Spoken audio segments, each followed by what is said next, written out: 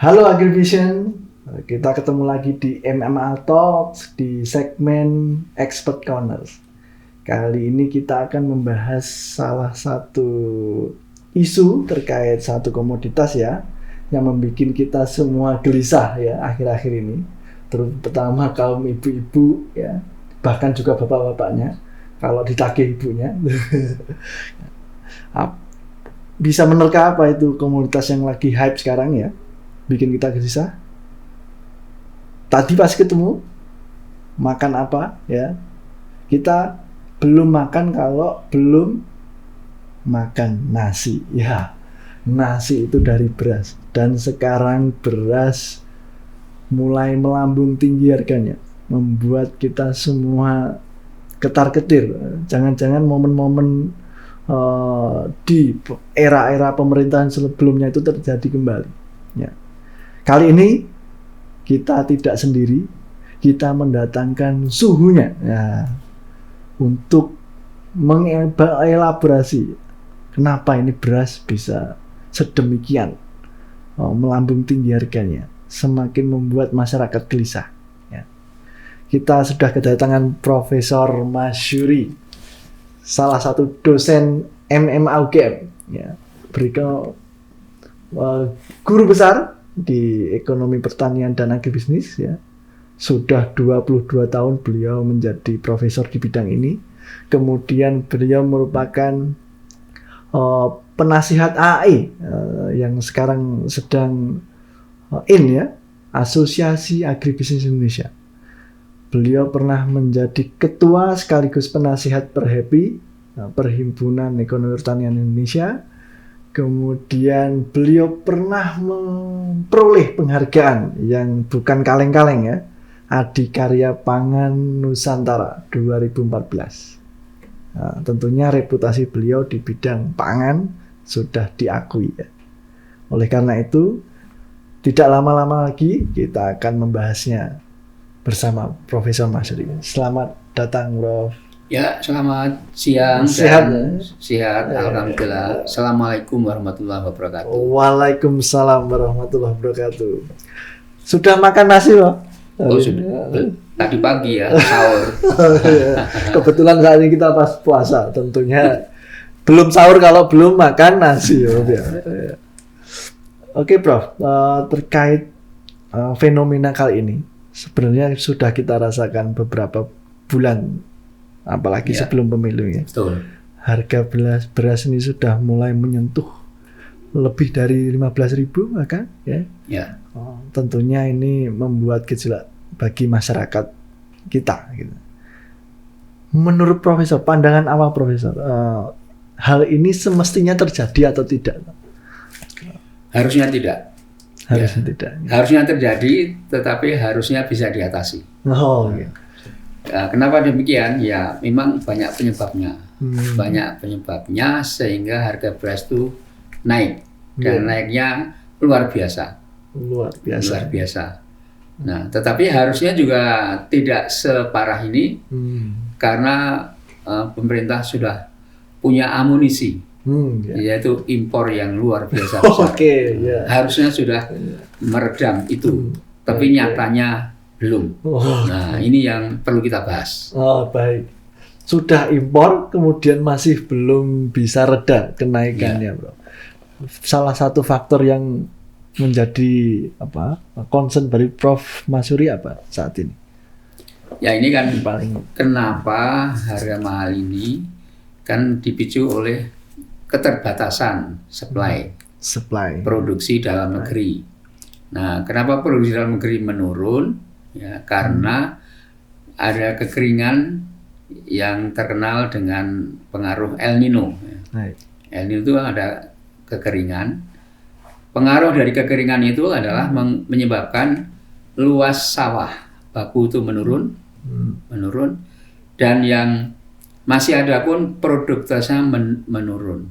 Nah, sehingga total perkalian antara luas sawah yang menurun dan produktivitas yang menurun, maka produksi dalam negeri beras ini menurun.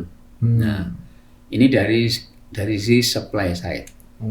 Kemudian dari demand side juga ada. Ya.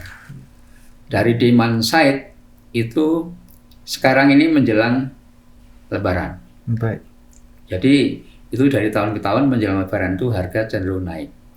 Tetapi yang luar biasa kali ini adalah karena permintaan untuk bansos. Bansos, baik. Permintaan untuk bansos itu sangat tinggi sekali. Baik. Yang mungkin juga datanya tidak tepat karena bansos menjelang pemilu itu kan ada yang disiarkan, ada juga yang mungkin tidak perlu disiarkan. Jumlahnya. Baik. Nah, itu. Baik, terkait kondisi saya ingin beranjak ke yang iklim dulu, terkait El Nino. Sebenarnya itu kan bisa diprediksi oleh agensi pemerintah, bahwa akan terjadi El Nino, ya, bahwa musim tanam akan mundur. Ya, betul. Seandainya ada kenaikan harga akan sekian. Nah, nampaknya itu geser semua prediksi. Ya betul. Jadi pemerintah sudah memprediksi. Bahkan jauh-jauh sudah diberitakan lewat berbagai mass media bahwa akan terjadi El Nino. Akan terjadi kemarau panjang, musim kering yang panjang. Produksi dalam negeri akan berkurang. Sudah. Tapi tinggal bagaimana pemerintah. Apa yang dilakukan pemerintah? Nah, apakah sudah atau belum efektif ini? Nah, kalau dampaknya ini kan jelas ya, Pak. Dampaknya sudah jelas. Ini kan jangka pendek ya, Prof, ya. Jangka pendek. Kalau kita berbicara tarik ke belakang, gejolak harga yang selalu menjadi tren tahunan, artinya kan ada persoalan yang semestinya sudah diselesaikan di era-era sebelum berbagai pemerintahan yang sudah kita lalui gitu. Artinya kan sama saja. Betul. Legacy setiap pemerintahan itu sama saja. Nah, ini yang belum dikerjakan kira-kira apa? Dari era sebelumnya sampai sekarang, era pemerintahan sekarang. Kalau pemerintahan sebelumnya ya kita lihat tahun 65 itu kan inflasi 650%. Nah, itu semua harga naik, termasuk beras. Lalu timbul demonstrasi teritura, 3 tuntunan rakyat. Salah satunya adalah turunkan harga beras. Tapi ternyata pemerintah waktu itu belum bisa. Dan akhirnya apa? Akhirnya Presiden Bung Karno, pendiri proklamasi RI ini bisa jatuh juga. Hanya dengan beras. Salah satunya dengan beras. Utamanya beras. Kemudian pada Orde Baru, Pak Harto itu kurang-kurang apa kuatnya? Dengan repelita. Sangat kuat sekali. Tetapi tahun 98 diserang krisis moneter. Terus kemudian terjadi krisis ekonomi. Harga beras kalau tidak salah naik 3 kali lipat dari sebelumnya. Dan Presiden kedua yang hebat itu, bahkan dari sisi ekonomi juga hebat, sering disebut dengan Bapak Pembangunan, akhirnya jatuh juga. Lalu era reformasi sekarang ini. Karena itu kalau sekarang ini harga beras naik, walaupun belum sehebat tahun 65 dan 97-98, tapi kan kalau dibiarkan itu bisa mengarah ke sana dan akhirnya berakibat seperti yang sudah-sudah. Nah, karena itu harus diperhatikan ini kenaikan harga beras ini supaya tidak terjadi seperti itu. Walaupun sebenarnya di pihak lain harusnya petani itu diuntungkan harusnya, tetapi ternyata tidak juga. Jadi siapa yang menderita? Semua. Petani ya tidak diuntungkan, kemudian konsumen apalagi dirugikan. Nah, dan ini bisa-bisa dijadikan juga alat politik. Kalau tidak diperhatikan. Dan nampaknya momen kenaikan beras ini kok bisa menjadi satu celah untuk dimanfaatkan sebagai kepentingan suksesi, ya, Pak. Saat beras harganya naik, pemerintah mengalokasikan bansos yang begitu relatif masif berdasarkan informasi di media yang sudah dipublish.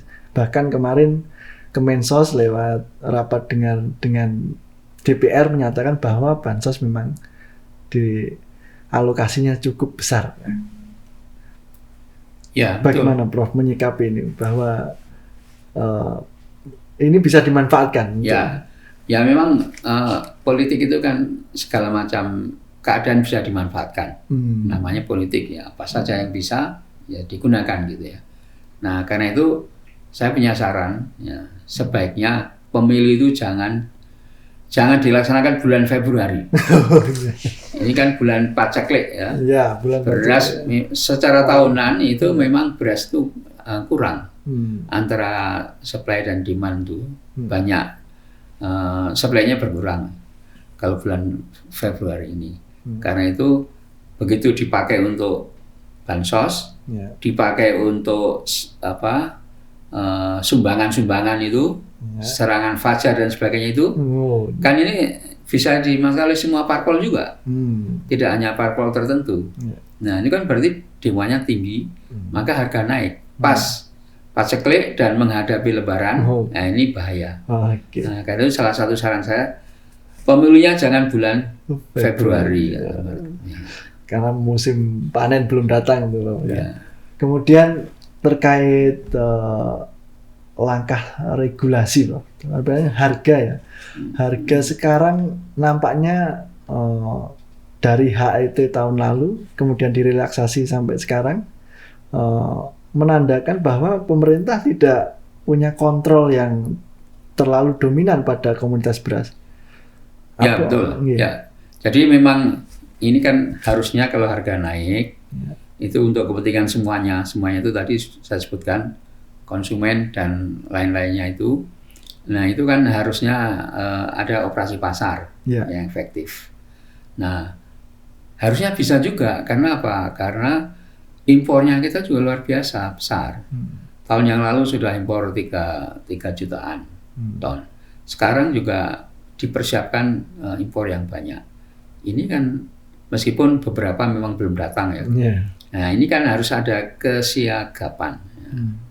Terus kemudian harga sudah melampaui harga eceran tertinggi. Harusnya kan ini dikendalikan.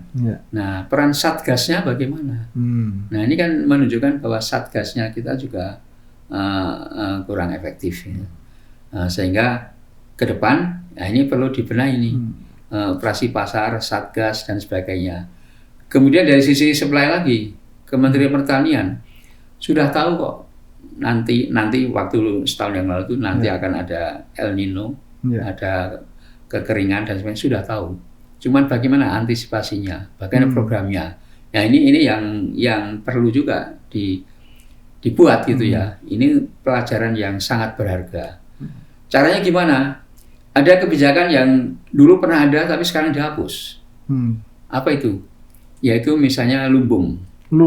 Waktu saya kecil tuh dulu ada lumbung di tingkat RT, ada lumbung di tingkat RW, ada lumbung desa. Di samping lumbung-lumbung yang dimiliki oleh pemerintah ya. Ini dulu memang dihapus. Nah, sekarang harus dimanfaatkan supaya ini bisa menambah kapasitas penyimpanan Bulog yang terbatas. Bulog kan mungkin kapasitasnya hanya sekitar 4 juta ton ya. Nah kalau ditambah lumbung-lumbung ini akan banyak dan nantinya pada saat seperti sekarang ini itu bisa diperlukan sebagai pelengkap, bukan pelengkap, yang utama untuk meredam harga. Nah, justru impor itu hanya pelengkapnya. Yang utama adalah produksi dalam negeri. Nah ini dari sisi ini juga nanti ke depan ini jangan disia-siakan. Kemudian juga ini kalau kekeringan itu kan berarti kurang air. Nah kurang air, kita itu air itu sebenarnya berlimpah ya. Ada air laut yang sangat berlimpah. Kenapa enggak itu dimanfaatkan dengan teknologi baru? Katanya di negara-negara gurun ada Israel, ya, musuh kita bersama. Ada yang lain ya, Qatar, Arab Saudi dan itu sudah bisa memanfaatkan gurun, gurun untuk pertanian. Ya, dengan ditambahi air tentunya pengairan. Itu kita punya semuanya sumber dayanya, tinggal ilmunya. Nah kemudian kita kan kalau musim hujan kan airnya berlimpah. Ini harusnya bisa dimanfaatkan, dipanen, ditampung. Nah, ini tampungan ini yang kita juga belum tergarap juga. Katanya kita sebut memanen hujan. Istilah itu sudah sering kita dengar, memanen hujan. Tapi realitanya itu masih kurang besar gitu ya. Nah itu termasuk infrastruktur pertanian, irigasi dan sebagainya. Kita sudah tahu irigasi itu rusak, 50% rusak. Nah, karena itu perlu disiapkan untuk menuju tadi El Nino tadi. Revitalisasi sumber daya air. Kita lihat semuanya itu kan kurang dioptimal.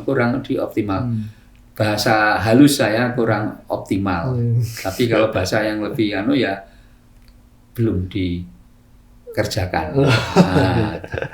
Political will-nya itu masih dipertanyakan untuk Kemudian saya beranjak pada ada anekdot bahwa kalau harga beras naik, petani ikut sejahtera. Apakah bisa langsung demikian, Roh? Ya, itu suatu yang menarik juga. Harusnya harga beras mahal itu menguntungkan produsennya, yaitu petani. Harusnya. Tapi di kita itu tidak terjadi. Petani tidak mendapatkan manfaat. Kenapa?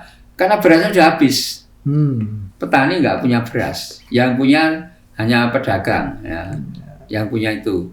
Nah, karena itu kalau tadi saya sebutkan, kalau lumbung dimanfaatkan, nah itu bisa menjaga itu. Di samping itu juga, petani kita kan petani kecil. Ya, istilahnya petani gurem, saking kecilnya itu, seperti gurem ya, kecil. Nah, itu kalau musim panen dijual, kalau musim kemarau beli malah. Nah, karena itu dari sisi ini juga harus diperbaiki. Jangan sampai petani itu makin lama makin kecil. Nah, harusnya petani juga dibesarkan supaya punya lahan yang luas dan punya produksi yang cukup dan kelebihannya dijual. Jangan sampai panen jual, paceklik beli. Harusnya petani terjamin konsumsinya, kemudian baru sisanya yang dijual. Nah harusnya seperti itu. Nah ini juga harus ada policy. Kita juga sangat kurang policy untuk mempertahankan pemilikan lahan petani, kalau perlu menaikkan lahan itu. Ini terbengkalai juga, padahal undang-undangnya ada. Undang-undang Pokok Agraria tahun 60 masih berlaku sampai sekarang, nggak dicabut. Kemudian undang-undang berikutnya tahun 61 itu mengatakan, undang-undang nomor 1 itu mengatakan bahwa agar petani sejahtera harus punya lahan minimal 2 hektar. Amanah undang-undang. Amanah undang-undang. Sekarang berapa sekarang? Katanya rata-rata hanya 0,3. 0,3. Dan sebagian besar petani itu pemilikannya kurang dari 2 hektar. Malah kurang 1 hektar lagi ya. Kurang 1 hektar. Nah, apalagi 2 hektar gitu ya. Nah, ini juga suatu hal yang serius. Dari Kementerian Pertanian harus memperhatikan ini ke depan. Kemudian berarti kan harus ada upaya terkait tadi ya, mengatur tata kelola stok ya, ketersediaan beras baik di lingkup petani. Nah berikutnya adalah sebenarnya pemerintah itu punya regulasi untuk distribusinya atau tidak saat ini? Kira-kira? Ya ada, ada namanya program stabilisasi harga. Stabilisasi harga itu harusnya pada waktu panen harganya diangkat supaya tinggi. Kalau dulu harga dasar, sekarang diganti dengan harga pembelian pemerintah. Kemudian kalau tinggi dulu ada namanya harga langit. Ini untuk melindungi konsumen kalau harga langit itu dilakukan operasi pasar supaya harga tidak terlalu tinggi. Nah, sehingga ini ada harga tidak terlalu tinggi dan harga tidak terlalu murah. Itulah stabilisasi, dan itu ada yang harus dilakukan pemerintah, ada amanatnya, ada perintahnya bahwa harus ada stabilisasi harga. Hanya dampaknya mungkin yang belum ditemui sampai saat ini, harga masih belum turun untuk. Ya kalau harganya naik terus kan dampaknya luar biasa. Ya. Secara ekonomi bisa meningkatkan kemiskinan. Jumlah orang miskin makin banyak kalau harga beras naik. Ada penelitian itu. Kemudian kalau harga beras naik itu kan meningkatkan inflasi. Berarti kan akan meningkatkan daya beli konsumen menjadi rendah karena ada inflasi.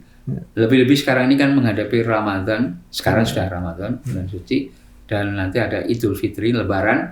Itu kan butuh bersenang-senang dengan makan yang cukup. Dan saking pentingnya, maka kan bagi umat Islam ada perintah untuk mengeluarkan zakat fitrah. Itu bentuknya kan itu beras, namanya beras atau makanan pokok lah, makanan pokok, sehingga pada Idul Fitri itu semua bahagia, semua happy, semua bisa kenyang dan sebagainya. Nah kalau harga beras mahal, mana bisa makan beras kenyang. Baik, terkait sekarang sebagai konsumen, walaupun harganya tinggi, kita tetap makan, bahkan porsinya juga sama saja. Terbukti dari data kita, data konsumsi per kapita itu tahun 2018 itu sekitar 80, untuk 2022 di angka tetapnya ada 81.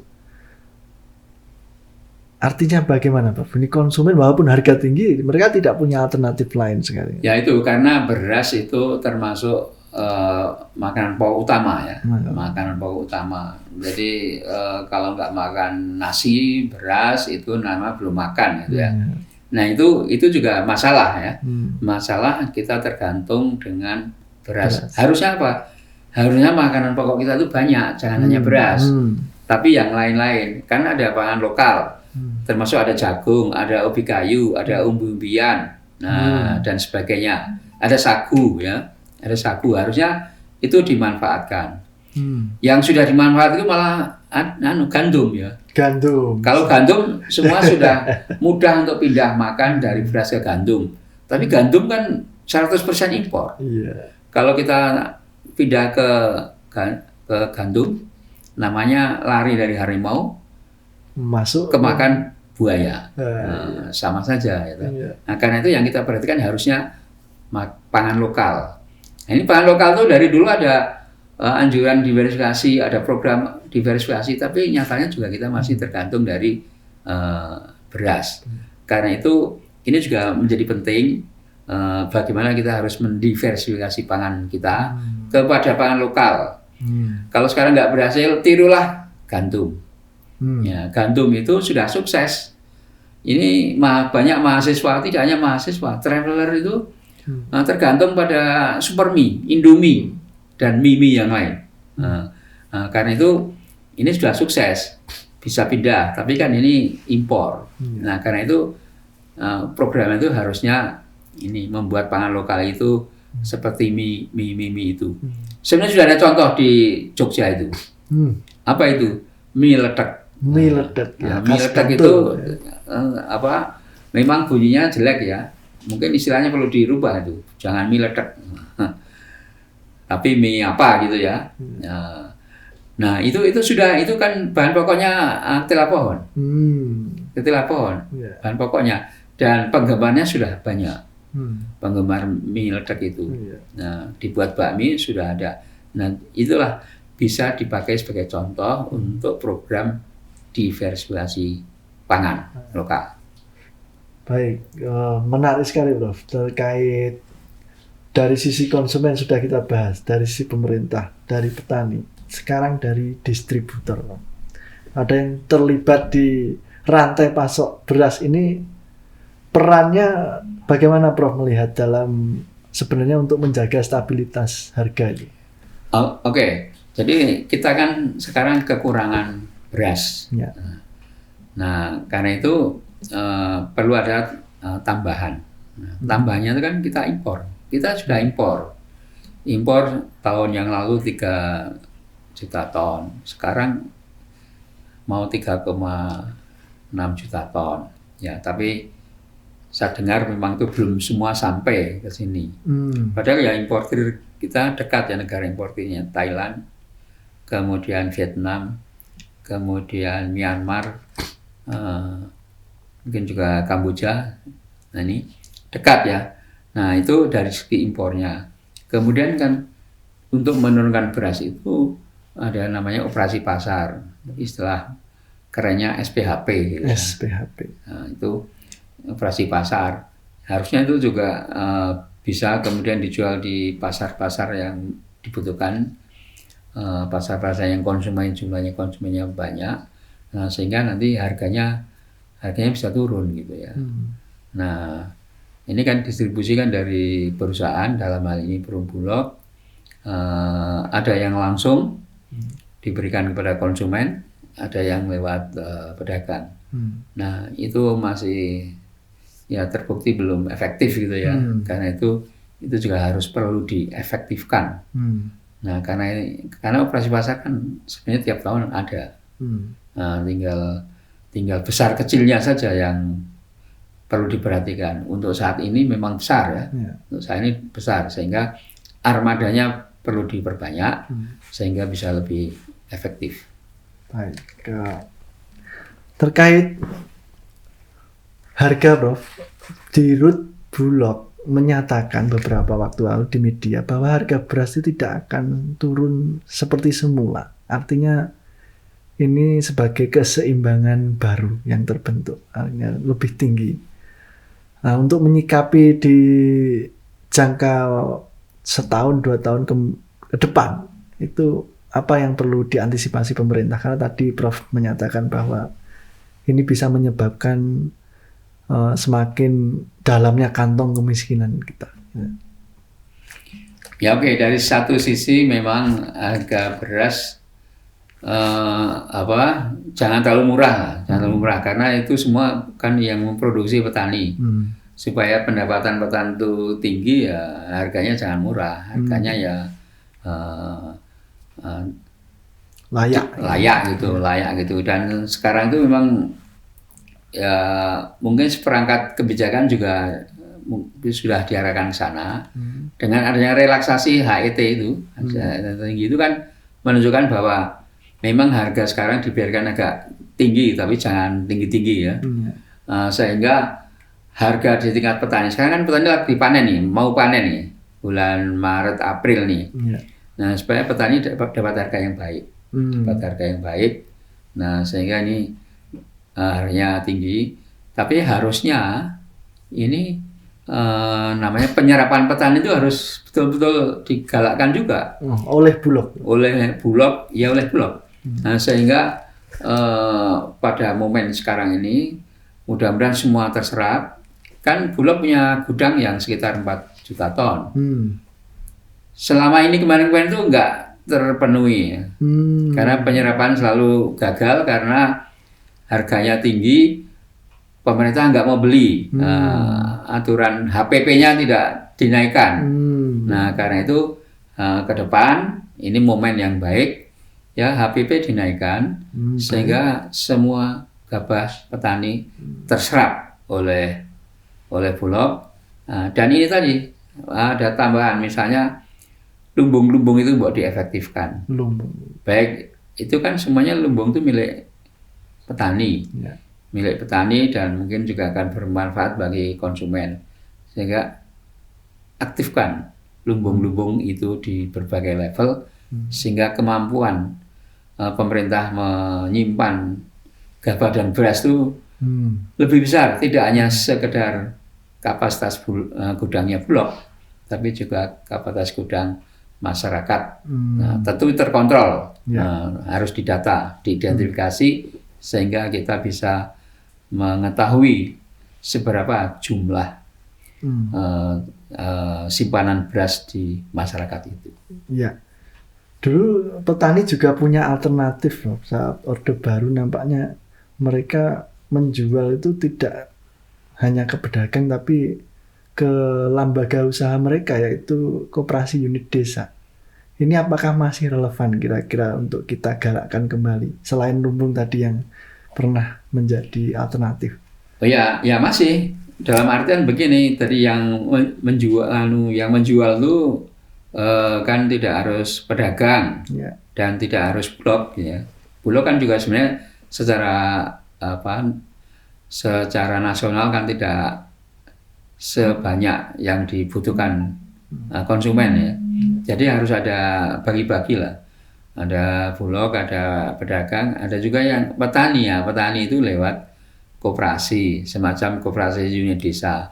Kalau masih ada KUD ya silakan manfaatkan KUD. Kalau KUD-nya sudah nggak ada, ya pakai koperasi pertanian. Kan koperasi pertanian banyak juga, sehingga nanti manfaatnya itu akan didapat oleh petani. Karena petani kecil tidak mungkin menyimpan beras banyak. Right. Ya. Oke, Agribison, gimana? Sudah sangat menarik ya. Kita membahas harga beras ini dengan Prof. Masyuri yang memang sudah ahli di bidang pangan, khususnya di kebijakan pangan ya. Mungkin untuk sebelum kita mengakhiri, Prof, mungkin Prof bisa memformulasikan saran atau rekomendasi mungkin kebijakan ya, yang bisa diambil oleh pemerintah atau langkah-langkah praktis yang bisa ditempuh oleh pelaku usaha atau petani khususnya serta konsumen dalam menyikapi gejolak kenaikan harga beras. Ya, terima kasih. Jadi ini kan bisa dimanfaatkan oleh siapa saja, baik petani, konsumen, kemudian pemerintah. Pemerintah itu ada Kementerian Pertanian, ada Kementerian Perdagangan, ada Perum Bulog. Ini kan Perum Bulog itu sebenarnya perusahaan tapi milik pemerintah ya. Nah, ini semuanya harus belajar dari kenyataan sekarang ini untuk bisa lebih baik. Tadi di samping itu juga tadi kan ada momen pemilu ya. Kalau bisa pemilu ke depan itu pemilu jangan bulan Februari ya. Paling cepat bulan April gitu ya. Setelah panen gitu ya. Supaya tidak terjadi kekurangan beras itu karena dipakai oleh kepentingan politik gitu ya. Itu pertama ada bagi pemerintah ya. Kemudian juga harus ada selalu meningkatkan produksi, monitoring produksi dalam negeri.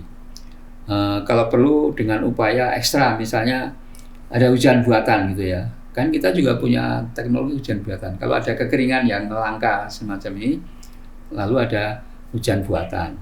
Kemudian memanfaatkan air tanah. Kemudian meningkatkan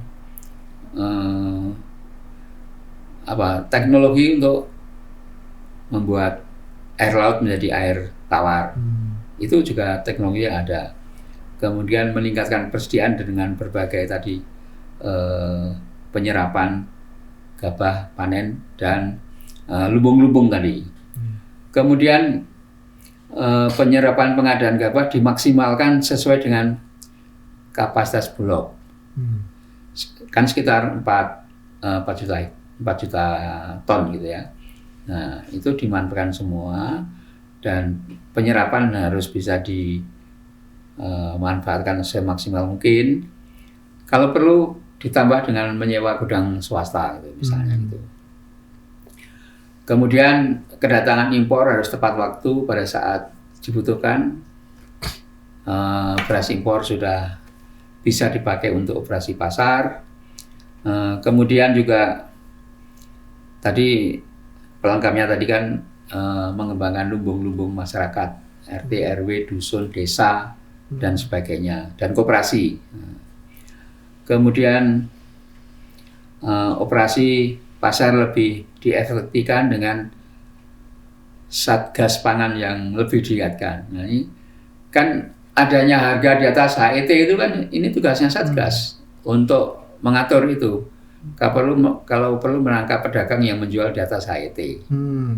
Kalau kemarin-kemarin kan pernah tegas ya Satgas ini. Nah sekarang kok kayaknya Satgasnya kurang bertaji seperti yang sudah gitu ya. Kemudian diversifikasi pangan lokal diefektifkan dari hulu sampai hilir. Tadi saya sudah bilang success story itu adalah gandum. Semua bisa pindah ke gandum, tapi belum bisa pindah ke sagu, belum bisa pindah ke ketela, belum bisa pindah ke umbi-umbian, jagung dan sebagainya. Nah, karena itu perlu teknologi. Nah, teknologi gandum kan membuat super mie, Indomie, mie itu. Nah, sebenarnya secara lokal di Bantul, Jogja itu ada bakmi ledek. Nah, itu bisa dimanfaatkan untuk mengubah pangan lokal menjadi pangan yang disukai konsumen, sehingga konsumen bisa menyukai pangan lokal. Jangan hanya godokan yang hanya dimakan pada waktu event-event tertentu aja ya. Ada godokan telo, godokan kimpul, godokan jagung, itu kan tidak bisa, ya itu oke lah untuk menambah variasi, tapi tidak bisa seefektif kalau itu bisa berubah menjadi mie yang bisa menjadi makanan pokok. Nah itu hal-hal yang mungkin perlu dilakukan oleh pemerintah. Nah di samping itu tadi supaya petani itu bisa dapat manfaat. Ini kan harga mahal tapi petani nggak bisa. Nah karena itu perlu ada peningkatan lahan per petani. Pemilikan lahan per petani itu jangan hanya 0,3 hektar.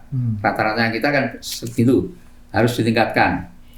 Kita punya Undang-Undang Pokok Agraria tahun 60, kita punya Undang-Undang Nomor 1 tahun 61. Itu yang antara lain mengatakan, situ banyak isinya, antara lain mengatakan bahwa agar petani itu sejahtera, petani itu minimal punya 2 hektar.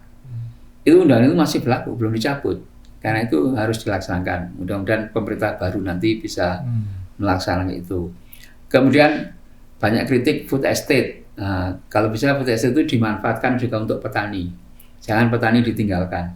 Bahkan itu juga bisa untuk meningkatkan luasan lahan milik petani itu. Jadi kalau dulu ada transmigrasi ya, kan transmigrasi itu petani diberi tanah 2/4 hektar. Nah itu mungkin itu dikembangkan dan diperbaiki kalau ada kesalahan, sehingga itu sekaligus juga bisa untuk memperbaiki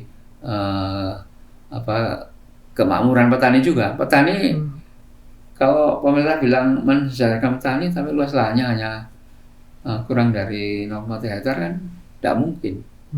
Jadi harus lahannya juga harus luas. Kemudian peningkatan produktivitas. Kita tahu bahwa gabah, beras itu produktivitasnya nggak naik-naik ya. Jadi sudah jenuh gitu ya. Nah karena itu perlu selalu ada inovasi, meningkatkan bibit yang lebih unggul, punya teknologi budidaya yang bisa meningkatkan produktivitas dan sebagainya.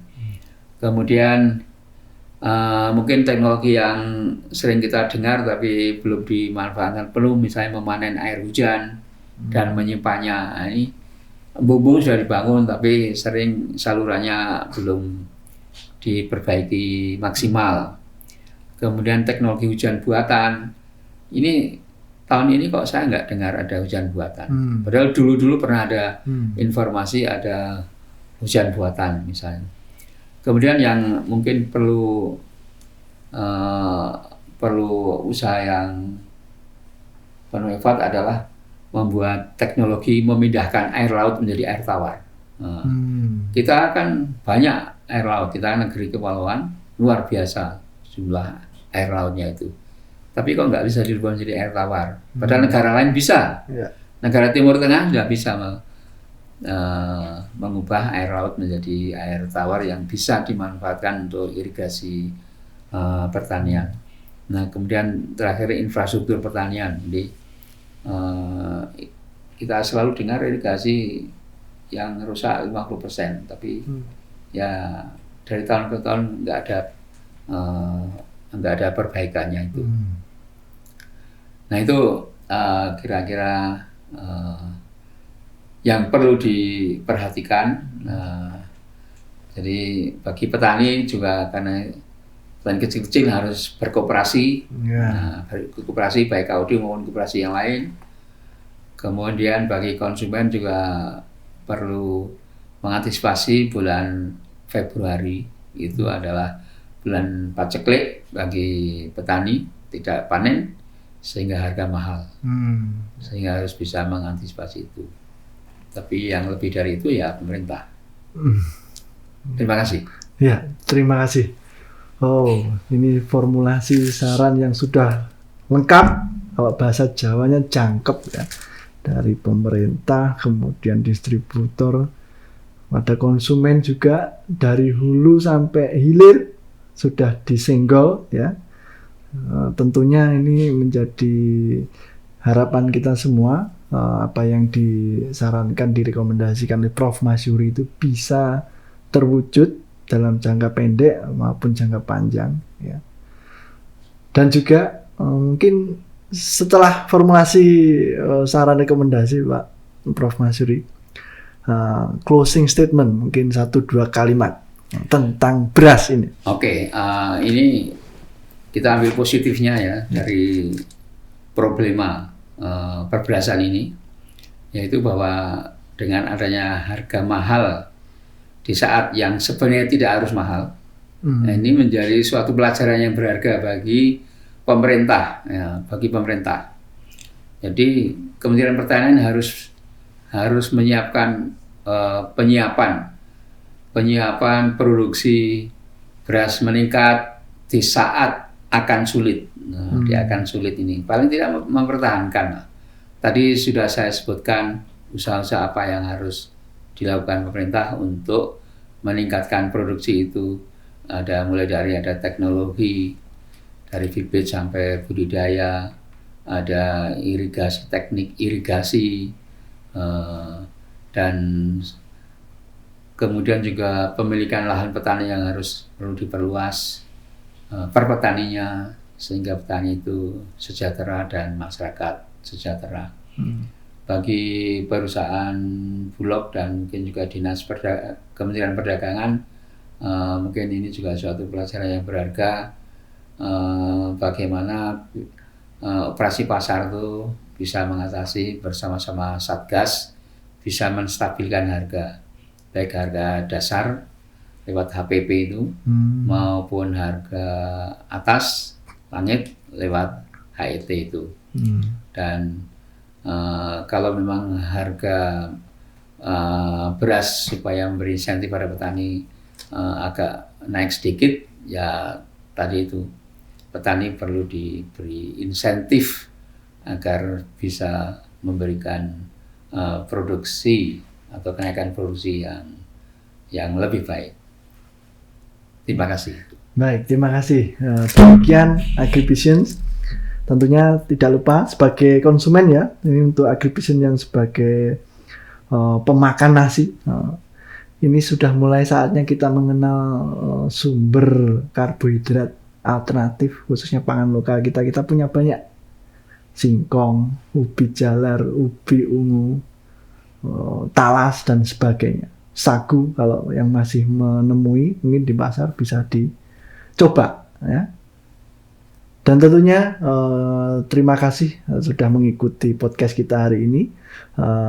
Tentunya jangan lupa kita ketemu lagi di podcast MMA Talk di segmen yang lain ya. Kalau suka dengan podcast ini jangan lupa subscribe ya, like ya.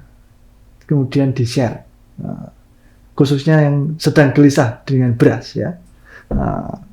Nanti juga tekan tombol notifikasinya yang ceting ya, biar ada update dari kita lagi. Dan seandainya rekan-rekan yang punya minat untuk melanjutkan studi, punya pengetahuan seperti Prof. Masyuri, silakan aplikasi ya di Magister Manajemen Agribisnis Universitas Gadjah Mada. di strata 2 ya. Jadi nanti lulus dapat gelar Master of Science, bidangnya manajemen agribisnis.